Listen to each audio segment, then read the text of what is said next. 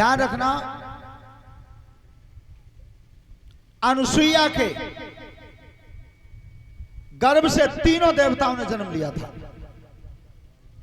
विष्णु अवतार दत्तात्रेय भगवान, ये वही दत्तात्रेय हैं जिन्होंने गुरु बनाए 24 और चेला बनाया 1।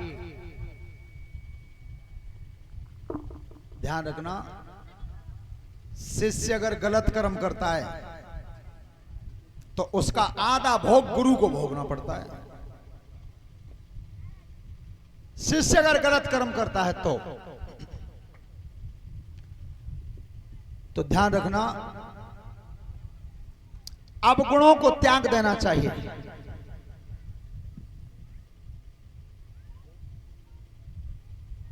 आज हमारी अवस्था कितनी घट गई,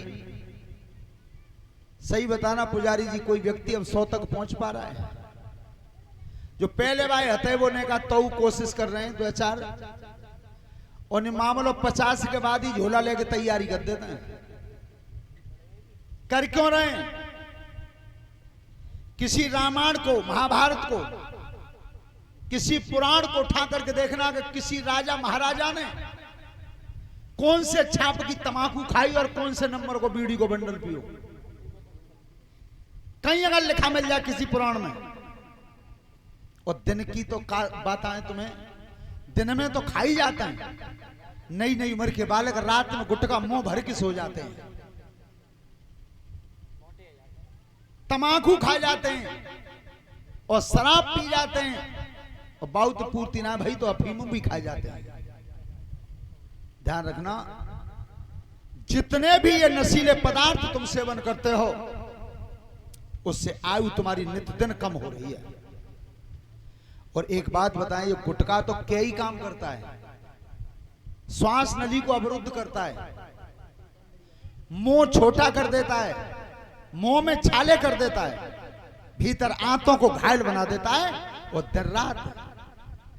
और एक और बात है भाई, कछू तो हाथ पे उनाए करते पुजारी जी, परीक्षक जी, वो पुरिया फारी और डायरेक्ट सीधी मुंह में।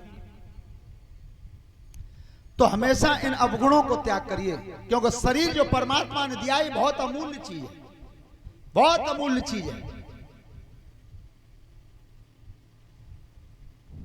अनुसुईया के गर्भ से दत्तात्रेय भगवान पैदा हुए, विष्णु अवतार, ब्रह्मा अवतार चंद्रमा पैदा हुए, और शिवजी अवतार जो जन्म लेकर के आए थे वो दुर्वासा थे।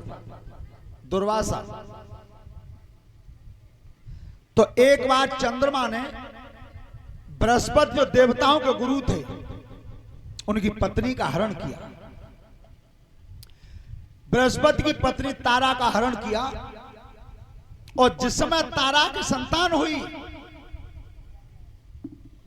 तो यज्ञपति जी उस बच्चे पर झगड़ा हुआ, उस संतान पर झगड़ा हुआ, क्योंकि बृहस्पति बताते कि बेटा मेरो है और चंद्रमा बताता था कि मेरा है। दोनों के बीच में तो वह बालक में फिर पंचायत जुड़ी, और सबसे ऊंचे मुखिया पंच बनाए गए ब्रह्मा जी। तो ब्रह्मा जी ने पूछा दोनों को सामने बैठा करके कि कहो बृहस्पति क्या परेशानी है? महाराज परेशानी का मेरी पत्नी के बालक होता है, पांव बता रहे हो। चंद्रमा तुम बताओ कि महाराज पत्नी तो नहीं किया पर संतान मेरी है।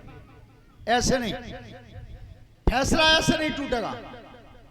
तारा बुलाओ भरी समाज में, वो ही बताएगी संतान किसकी है। तो आज तारा जो बृहस्पति की पत्नी थी उसे भरे समाज में बुलाया गया, और तब ब्रह्मा जी ने धमकाया कि सत्य बोलना, झूठ मत बोलना। ये संतान है तो है किनकी? और ये तो बात उस समय से आज तक है कि पंचायत जोत ही कमजोर पर तो सो है, लेकिन पंचायत जोड़ी गई और उसमें ब्रह्मा जी ने तारा को धमकाया, बताया संतान किसकी है। तो तारा बता रही है, क्या बताया? तारा दई धमकाई, अरे गई बिलखाई के करम लपेटा, जा चंद चंद्रमा के तेजती मैंने बाबा जन दो बेटा।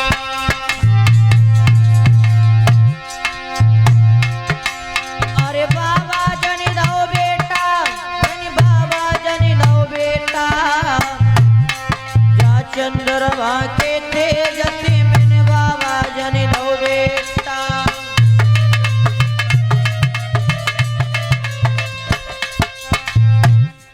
और सुनी नारी की बात लगी मन घात पड़ो दुखियानो, और कहा करूं कित जाऊं रे तीनों लोग ठिकाना।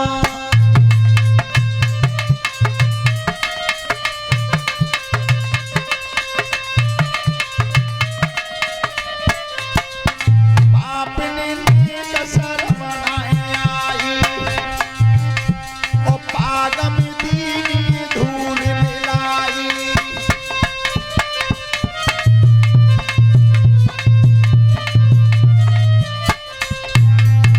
ब्रह्मा के बात समझ में आई, और गोद में बालक उदय उठाई, और चंद्रमा उदय पकड़ाई।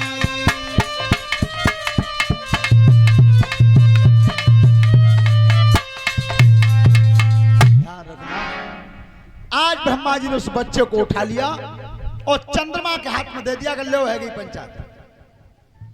चंद्रमा उस बच्चे को लेकर के आए, उसी का नाम रखा बुद्ध। बुद्ध, ध्यान रखना कैसी घटना घटी कि जिस समय बुद्ध नौजवान हुआ है, इधर राजा सुदम्न जंगल में शिकार खेलने के लिए आए थे। जंगल में जब शिकार खेलने के लिए आए, दूसरा नाम था इनका इला महाराज। इला महाराज, और जैसे ही अंबिका वन में कदम रखा है, उस अंबिका वन में सांप लगा हुआ था। अंबिका वन में सांप लगा हुआ था शिव जी का। भोलेनाथ ने श्राप दे दिया था अंबिका वन में कि यहां पर जो भी नर आएगा वो नारी हो जाएगा। और श्राप क्यों दिया था बेटा? बात नहीं है, श्राप इसलिए दिया था कि एक बार त्रिपुरारी भगवान पार्वती को अपनी जंघा पे बैठाए थे उसी अंबिका वन में, और जब देवताओं ने प्रवेश किया, भोलेनाथ के दर्शन करने आए थे, तो देवताओं ने प्रवेश किया तो पार्वती को लज्जा लगी मन में, और तब कही महाराज दुनिया में सबन ने अपनों एक ने एक मकान जरूर बनवाओ, पर तुम पे एक मढ़इयो नहीं पड़ी। आज चोरे में निवास नहीं करते होते तो आज इतनी शर्म महसूस नहीं होती। ध्यान रखना, उसी समय भोले बाबा ने कह दिया कि पार्वती आज तो ये देवता आ गए, लेकिन सुनो सब देवताओं, आज के बाद इस अंबिका वन में जो भी नर पैर रखेगा वो ही नारी हो जाएगा। श्राप दे दिया।